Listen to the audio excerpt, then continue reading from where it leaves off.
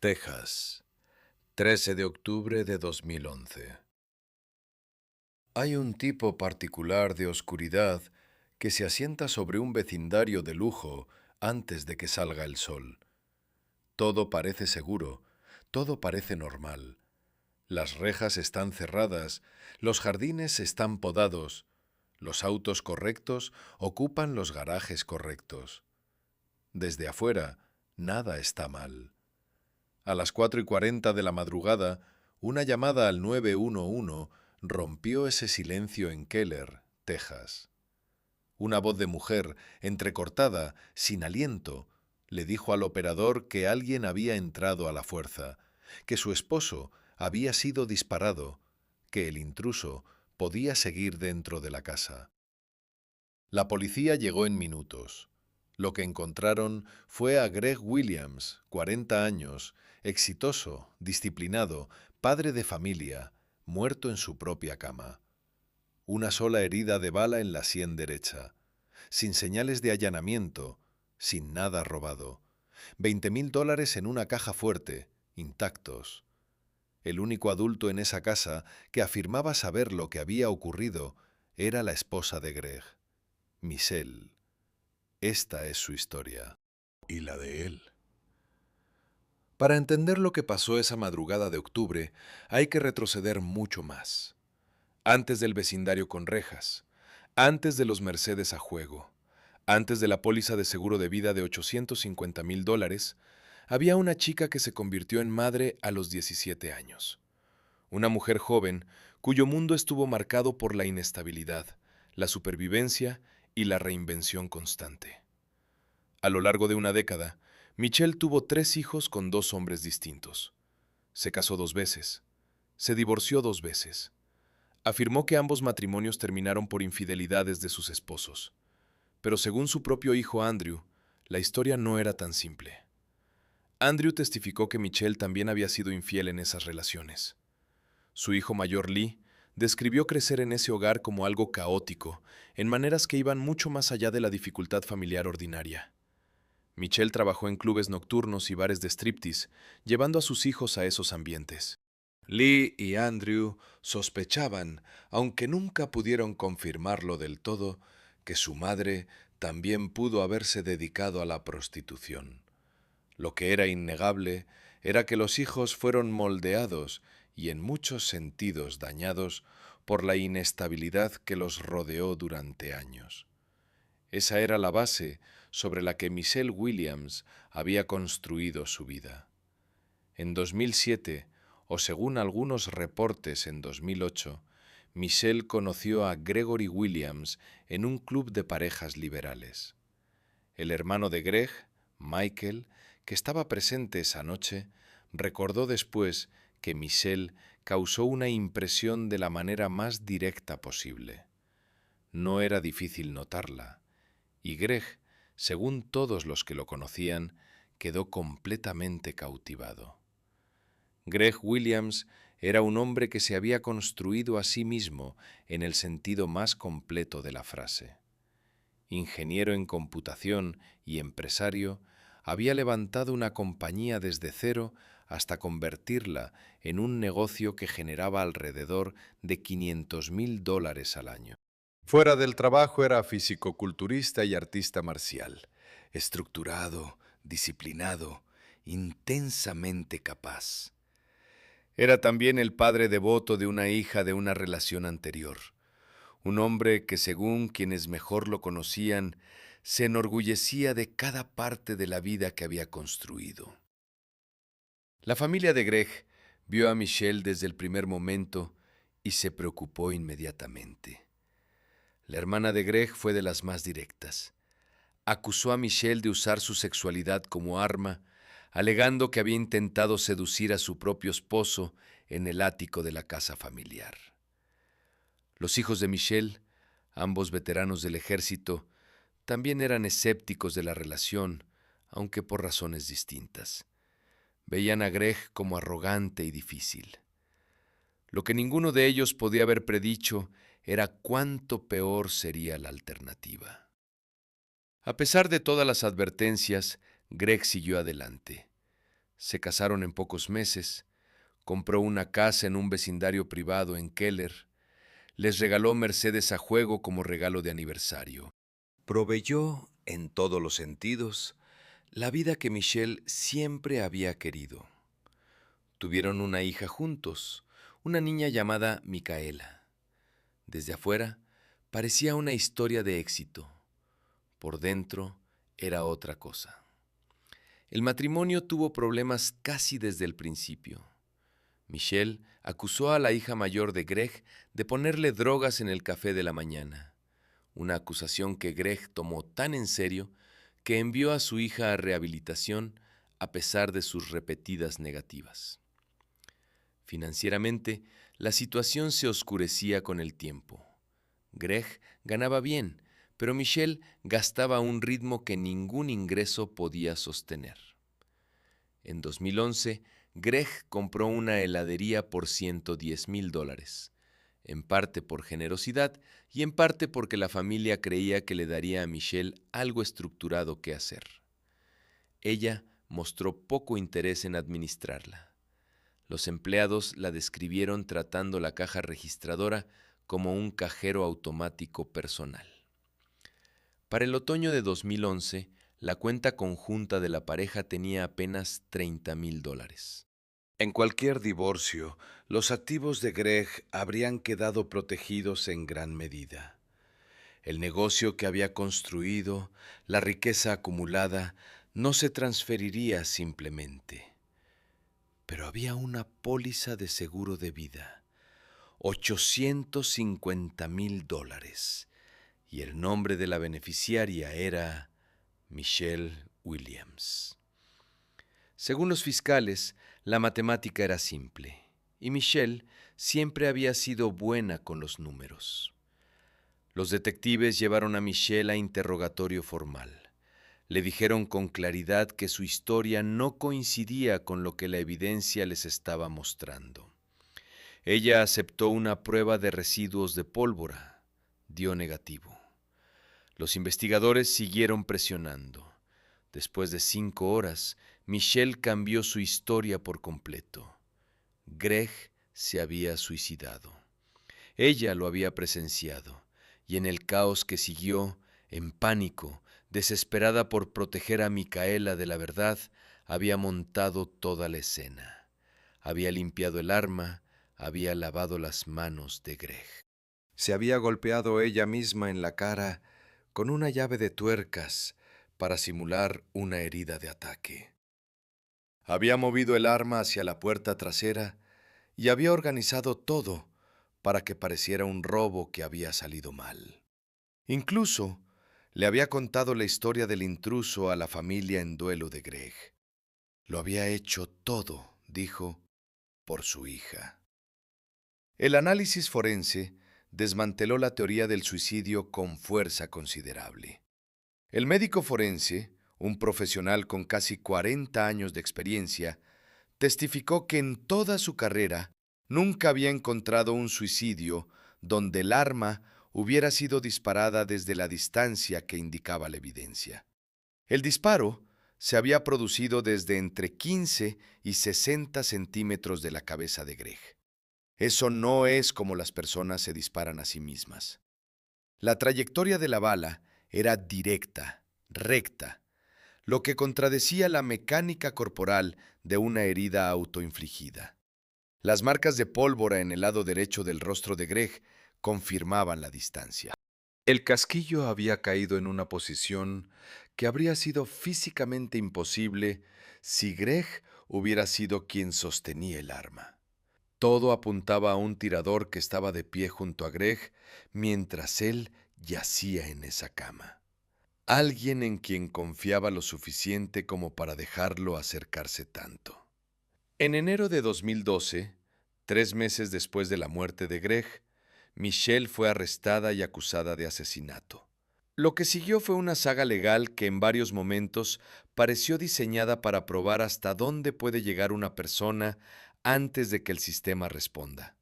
Enfrentando una sentencia potencial de 50 a 100 años, Michelle aceptó un acuerdo. Se declararía culpable de alteración de evidencia y una acusación llamada conducta mortal, esencialmente manejar un arma de manera irresponsable. Bajo ese acuerdo, enfrentaba entre 2 y 20 años. Con los plazos, podría haber salido alrededor de cuando Micaela cumpliera 18 años. Seguiría siendo parte de la vida de su hija. Ese, aparentemente, era el cálculo. Mientras estaba libre bajo fianza, Michelle construyó lo que parecía una vida nueva. Comenzó una relación con un entrenador personal 12 años menor que ella, llamado Gene Wallace, quien era además el mejor amigo de su hijo Lee. Cuando Lee descubrió la relación, quedó devastado, sintiéndose traicionado doblemente. Michelle y Gene abrieron un gimnasio juntos. Ella empezó a usar un nuevo nombre, una identidad nueva, un comienzo limpio. Durante una de sus audiencias judiciales, Michelle le informó al juez que estaba embarazada de gemelos. Un embarazo de alto riesgo que requería consideración especial, dijo. Presentó imágenes de ultrasonido. La fiscalía era escéptica. El juez era escéptico. Y las personas que la conocían de años no se sorprendieron en absoluto, porque fabricar embarazos y abortos espontáneos era algo que Michelle supuestamente había hecho antes, como herramienta de manipulación y para generar simpatía.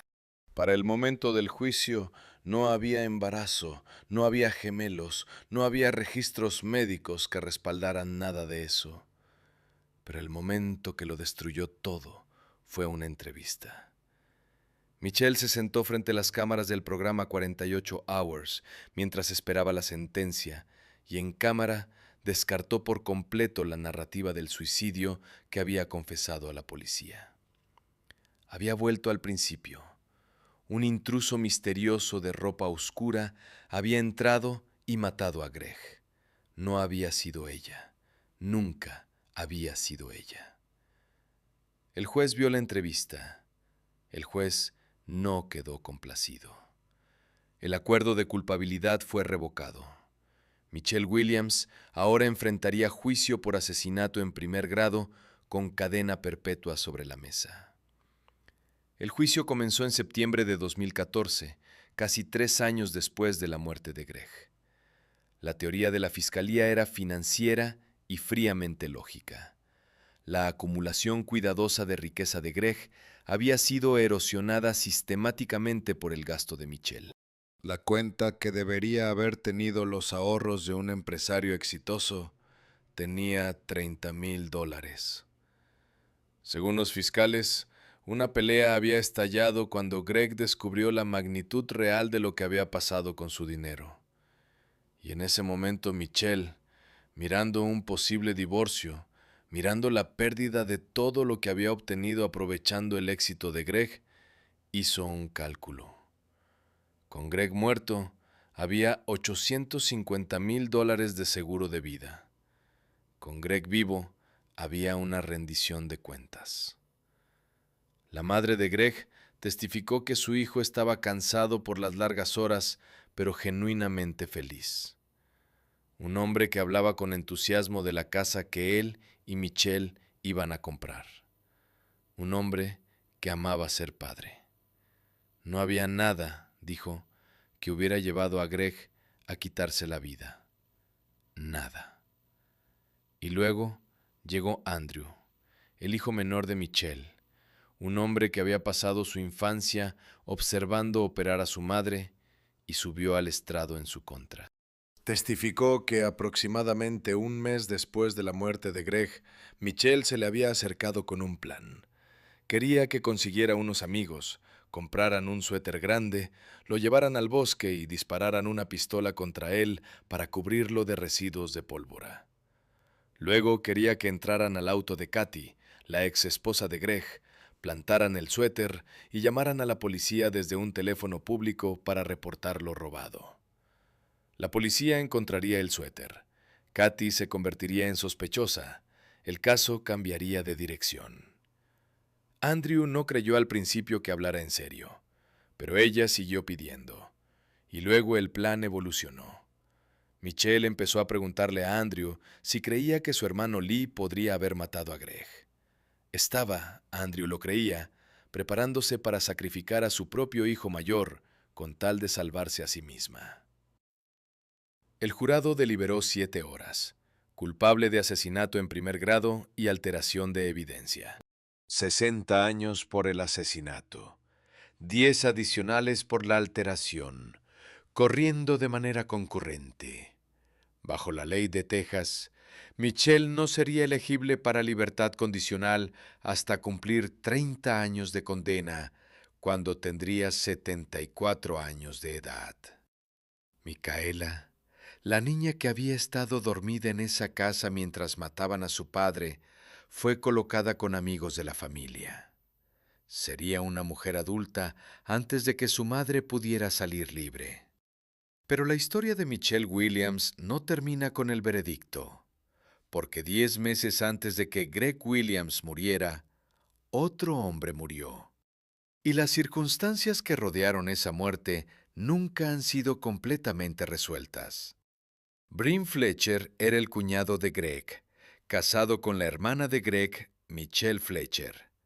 Trabajaba como camionero y el día que murió conducía una ruta para la empresa de Greg, siguiendo instrucciones que había organizado Michelle Williams. A unos 45 minutos de comenzar su trayecto, detuvo el camión a un lado de la autopista. Cuando la policía respondió a un reporte de un camión abandonado, encontraron a Bryn dentro del vehículo. Había recibido un disparo en la cabeza. La oficina del sheriff del condado de Ellis dictaminó su muerte como suicidio. Michelle Fletcher, la esposa de Bryn, nunca ha aceptado ese dictamen. Cree que Michelle Williams es responsable de la muerte de su esposo. Y cree que el motivo se remonta a lo que supuestamente ocurrió en ese ático. La alegación de que Michelle había intentado seducir a Bryn y que Bryn había rechazado sus avances. Michelle Fletcher, la viuda de Bryn, nunca ha aceptado el dictamen oficial. Cree que Michelle Williams es responsable de la muerte de su esposo. Cree que el motivo se remonta a ese episodio en el ático, a la alegación de que Bryn la había rechazado y que eso lo convirtió en un problema que necesitaba desaparecer. Ningún cargo fue presentado. La policía ha indicado que no tiene planes de reabrir la investigación. La muerte de Bryn Fletcher sigue siendo oficialmente un suicidio. Y su viuda carga con un duelo que cree nunca ha sido verdaderamente respondido. El caso de Michelle Williams no es simplemente una historia sobre codicia. Es un estudio en una psicología muy específica y reconocible. Una que los profesionales forenses conocen bien y que en retrospectiva era visible en casi cada etapa de esta historia. Lo que emerge del arco completo de la evidencia es un perfil consistente con lo que los clínicos describirían como rasgos antisociales severos de personalidad, probablemente combinados con características narcisistas. Esto no significa un monstruo de caricatura. Significa alguien que aprendió durante toda una vida a leer entornos, a reflejar lo que otros necesitan ver y a construir la versión de sí misma que mejor sirve a su interés inmediato. Michelle no era desorganizada ni impulsiva. La limpieza de la escena del crimen, la intrusión montada, la herida autoinfligida, las narrativas cambiantes, estas no son las acciones del pánico. Reflejan una mente que calculaba bajo presión, estratégica, adaptable. Su vida temprana proporciona contexto crítico. Crecer con inestabilidad crónica, precariedad financiera, ausencia de una estructura de cuidado, exposición a ambientes adultos que los niños no deberían habitar, frecuentemente produce individuos que se vuelven hiperafinados a la oportunidad y la amenaza. La capacidad de leer ambientes, de identificar lo que las personas quieren, de presentarse en consecuencia. Estos son mecanismos de supervivencia. En entornos saludables se suavizan. Para algunas personas, se convierten en el sistema operativo permanente. Michelle Williams parece haber sido una de esas personas. Lo que resulta particularmente revelador es el patrón de escalada. Primeros matrimonios, primeros divorcios, primeras acusaciones. Luego entrada en entornos más transaccionales. Luego un matrimonio estratégico con un hombre adinerado cuya familia entera le advirtió en contra. Luego explotación financiera. Luego, si el jurado estaba en lo correcto, asesinato. Y luego, inmediatamente después, un nombre nuevo, una pareja nueva, un negocio nuevo, una vida nueva, un reinicio. Este no es el comportamiento de alguien que experimenta remordimiento por lo que ha hecho. Es el comportamiento de alguien que experimenta las consecuencias como obstáculos a gestionar y superar. Las alegaciones de embarazos falsos merecen examinarse específicamente. Fabricar un embarazo para generar simpatía, retrasar procedimientos o manipular respuestas emocionales requiere una disposición sostenida al engaño, una confianza en que el engaño tendrá éxito y una ausencia completa de empatía por las personas siendo engañadas. Presentar ecografías fabricadas ante un juez en funciones representa una escalada casi impresionante de ese patrón. Sugiere no imprudencia, sino una creencia profundamente arraigada en su propia capacidad de superar cualquier sistema que encontrara. Esa creencia, resultó, tenía un límite. El momento psicológicamente más revelador de todo este caso puede ser el testimonio de Andrew, una madre que enfrenta una posible cadena perpetua que supuestamente discutió incriminar a su propio hijo por asesinato. Esa disposición a sacrificar a las personas más unidas a ella por sangre e historia sugiere una desconexión profunda de lo que los psicólogos llaman apego, la capacidad humana fundamental de valorar a otros por quienes son y no por lo que proveen. Greg Williams, en contraste, parece haber sido alguien que quería genuina y profundamente creer lo mejor de las personas. Cada advertencia llegó temprano. Su hermano, su hermana, su familia, su hijastra y eventualmente incluso los propios hijos de Michelle intentaron decírselo. Él eligió no escuchar. Eso no es estupidez, es naturaleza humana. Construimos nuestra comprensión de las personas alrededor de lo que queremos que sean. Lo que hizo fatal la vulnerabilidad de Greg fue una combinación específica: sus recursos, su naturaleza confiada y la habilidad excepcional de la mujer que lo había elegido. Al final, este caso es un estudio en la devastación ordinaria que una persona puede causar cuando se mueve por el mundo sin conciencia. No como un extraño a temer en la calle, sino como una vecina, una esposa, una madre, una dueña de negocio, alguien que manejaba un Mercedes y sonreía en las fiestas de cumpleaños, y parecía por cada medida externa haber triunfado. El horror del caso Michelle Williams no está en su extrañeza, está en su familiaridad, en cuánto tiempo tomó, en cuántas personas lo vieron y en cómo un hombre no lo vio. Greg Williams no fue traicionado por un extraño.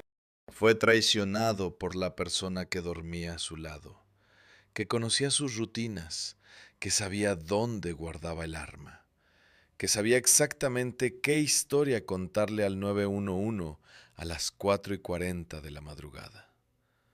Una sola bala, una sola mentira que se convirtió en muchas. Y una niña llamada Micaela que se despertó ese día en un mundo completamente diferente al que conocía. Ese es el verdadero costo de este caso. No los $850,000, no los 60 años de condena. Es una hija que creció sin su padre.